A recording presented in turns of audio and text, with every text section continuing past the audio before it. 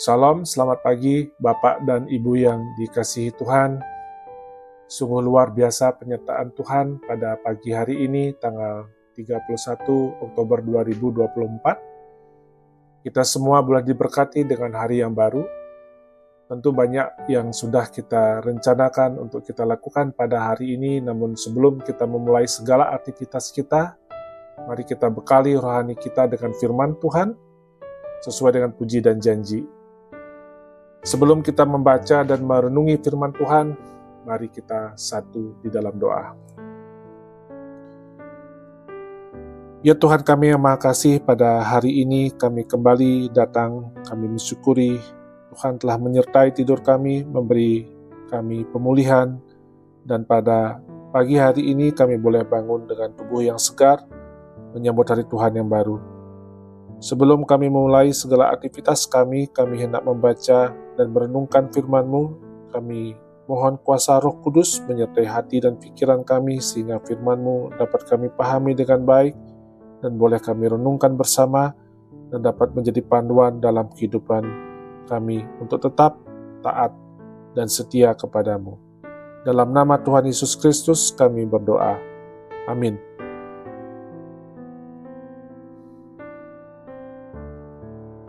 Sesuai dengan puji dan janji, hari ini adalah hari reformasi. Reformasi identik dengan perubahan menuju ke hal-hal yang lebih baik, hal-hal yang lebih positif. Namun demikian, dasar hidup kita tetap kokoh dan kuat, yang menjadi landasan memandu setiap langkah perubahan yang kita lakukan, seperti yang tertulis dalam 1 Korintus 3 ayat 11. Tidak ada seorang pun yang dapat meletakkan dasar lain daripada dasar yang telah diletakkan, yaitu Yesus Kristus.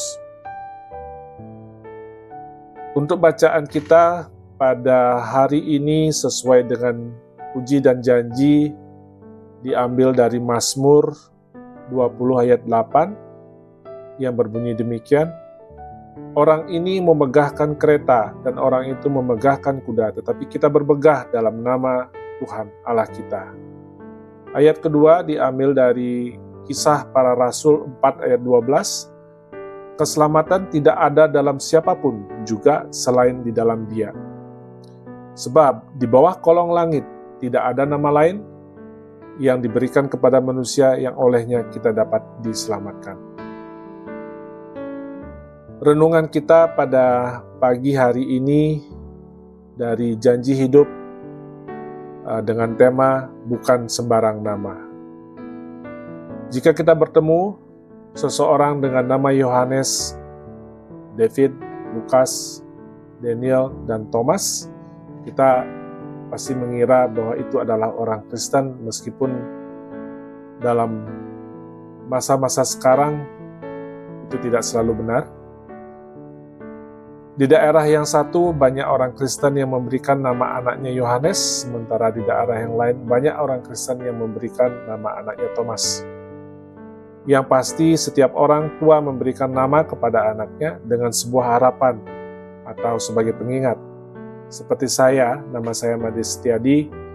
Made adalah nama anak kedua untuk orang Bali, sedangkan Setiadi itu adalah artinya setia kepada kebaikan.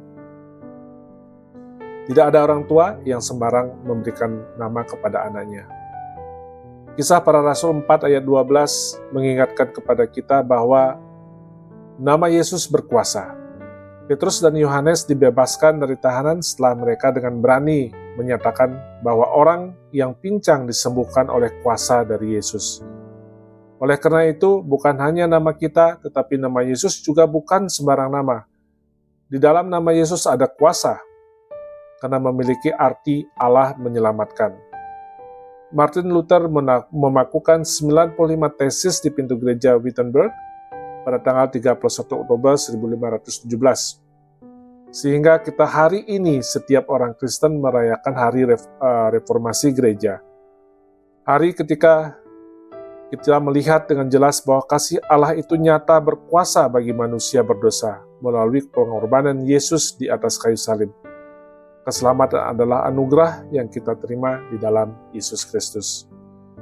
1 Korintus 3 ayat 11 menerangkan bahwa Yesus Kristus merupakan dasar yang kuat bagi setiap orang yang percaya. Segala sesuatu yang bukan merupakan kehendak Kristus tidak akan bertahan.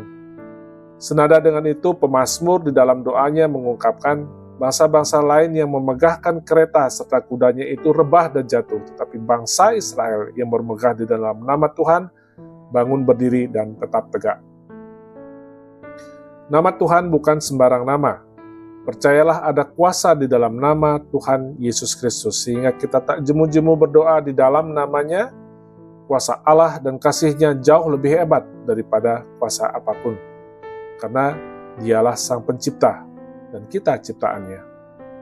Oleh karena itu, mari sandarkan hidup kita pada satu nama yang kuasanya penuh dan tak tertandingi, yaitu Yesus Kristus. Andalkanlah kuasanya, sekalipun mengandalkan kuasa ciptaan terlihat lebih menggiurkan. Jadi demikian renungan kita pada hari ini. Mari kita satu di dalam doa. Terima kasih Tuhan atas firman yang boleh kami terima pada hari ini.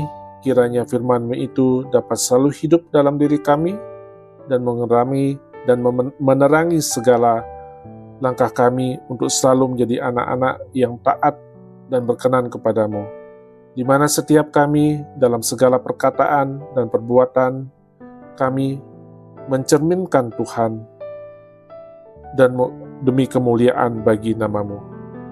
Kami berdoa buat anak-anak Tuhan yang saat ini dalam keadaan kurang sehat. Tuhan kiranya memulihkan kesehatan mereka dalam segala proses pemulihan yang boleh mereka lakukan, obat-obatan yang mereka minum, sehingga mereka boleh segera pulih. Bagi saudara-saudara kami yang pada saat ini menghadapi tantangan dalam hidupnya dan sedang bersusah hati, kami percaya bahwa Tuhan tidak memalingkan wajah-Mu, namun memberikan mereka penghiburan dan menolong mereka memberikan jalan keluar terbaik. Kami akan segera memulai segala aktivitas kami pada hari ini. Kami mohon penyertaan Tuhan, agar Engkau memberi kami kekuatan, kebijaksanaan, sehingga segala sesuatu yang kami lakukan dapat kami laksanakan dengan baik dan membawa berkat bagi sesama kami. Kiranya apa yang kami kerjakan hari ini memuliakan nama-Mu dan menjadi saluran kasih-Mu kepada orang di sekitar kami. Lindungilah kami dari segala yang jahat dan tuntunlah setiap langkah kami, agar kami selalu berada di jalan yang Tuhan kehendaki. Di dalam nama Tuhan Yesus Kristus kami berdoa. Amin. Bapak, Ibu, semua, demikian sarapan rohani kita pada pagi hari ini, dan saya ucapkan selamat beraktivitas. Tuhan Yesus memberkati kita.